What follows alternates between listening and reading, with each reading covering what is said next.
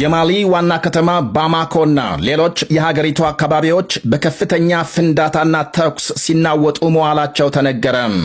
ታጣቂ ቡድኖች በዋና ከተማና በሌሎች የሀገሪቱ ክፍሎች የተቀናጀ ጥቃት መክፈታቸው ሲነገር፣ ጦር ኃይሉ ጥቃቱን ለመከላከል ሰፊ ትግል ላይ መሆኑ ይነገራል። የዓይን እማኞች ለሮይተርስ በሰጡት ቃል በዋና ከተማና ወጣ ብሎ በሚገኝ ጦር ሰፈር ከፍተኛ ፍንዳታና የተኩስ ድምፅ እየተሰማ ነው ብለዋል። ወታደሮች ዋና ዋና መንገዶች መዝጋታቸው ሲነገር፣ በሌሎች የሀገሪቱ ከተሞችም ከፍተኛ ውጊያ እየተካሄደ መሆኑ ታውቋል።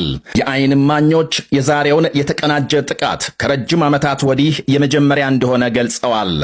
ማሊ በአልቃይዳና በአይሲስ የሚደገፉ ጽንፈኛ ቡድኖች መንቀሳቀሻ ሆና ስትቆይ፣ በተለይ በሰሜን የሀገሪቱ ክፍል የሚገኘው አዘዋድ ነፃ አውጪ ግንባር የተባለው ቡድን ሰሜናዊ ተዋረግ ክልልን ለመገንጠል እንደሚዋጋ ይነገራል።